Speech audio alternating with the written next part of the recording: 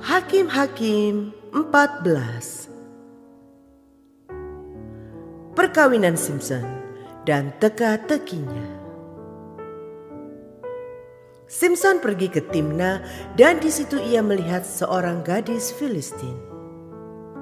Ia pulang dan memberitahukan kepada ayahnya dan ibunya. Di Timna aku melihat seorang gadis Filistin. Tolong, ambillah dia menjadi istriku. Tetapi ayahnya dan ibunya berkata kepadanya,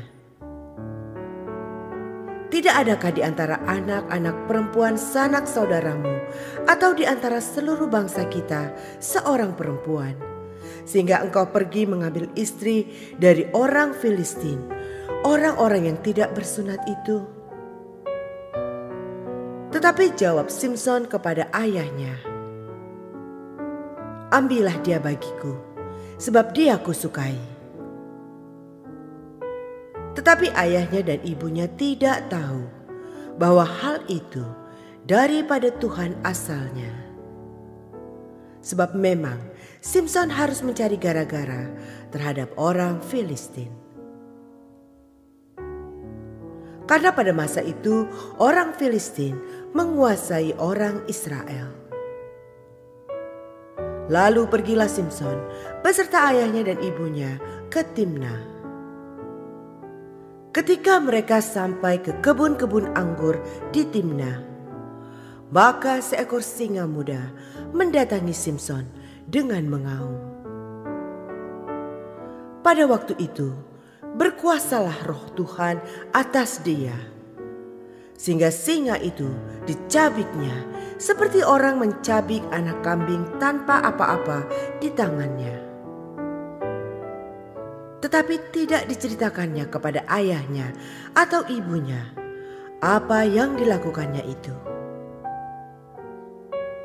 Maka pergilah ia ke sana, lalu bercakap-cakap dengan perempuan itu, sebab Simson suka kepadanya.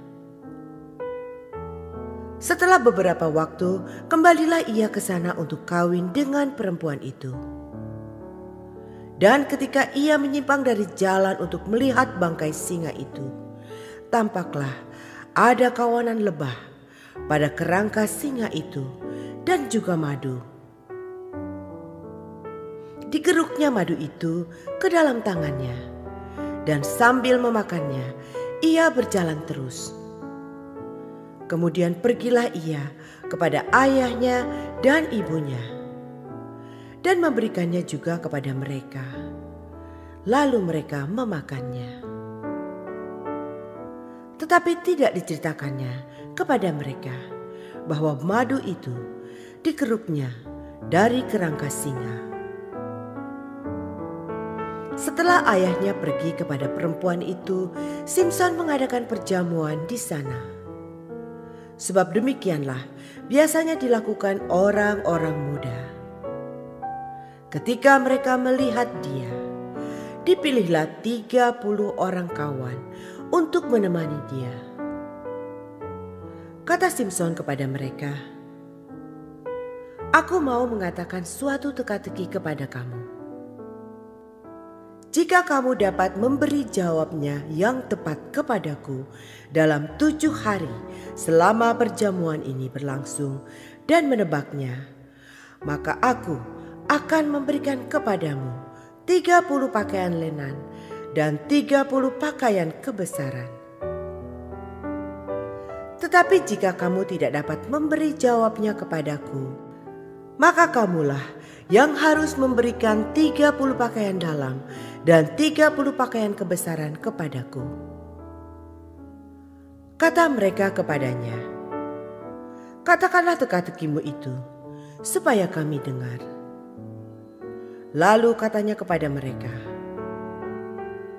dari yang makan keluar makanan, dari yang kuat keluar manisan. Ada 3 hari lamanya mereka tidak dapat memberi jawab teka-teki itu. Pada hari ke-7, berkatalah mereka kepada istri Simson, "Pujuklah suamimu, supaya diberitahukannya kepada kami jawab teka-teki itu. Kalau tidak, kami akan membakar engkau beserta seisi rumah ayahmu. Apakah engkau mengundang kami untuk membuat kami menjadi miskin? Tidak, bukan?" Lalu menangislah istri Simson itu sambil memeluk Simson, katanya, "Engkau benci saja kepadaku dan tidak cinta kepadaku. Suatu teka-teki kau katakan kepada orang-orang sebangsaku, tetapi jawabnya tidak kau beritahukan kepadaku." Sahutnya kepadanya, "Sedangkan kepada ayahku dan ibuku tidak ku beritahukan, masakan kepada engkau akan ku beritahukan?" Tetapi istrinya itu menangis di sampingnya selama ke-7 hari mereka mengadakan perjamuan itu. Pada hari yang ke-7, diberitahukannya lah kepadanya, karena ia merengek-rengek kepadanya. Kemudian perempuan itu memberitahukan jawab teka-teki itu kepada orang-orang sebangsanya. Lalu pada hari yang ke-7 itu, sebelum matahari terbenam, berkatalah orang-orang kota itu kepadanya, "Apakah yang lebih manis daripada madu?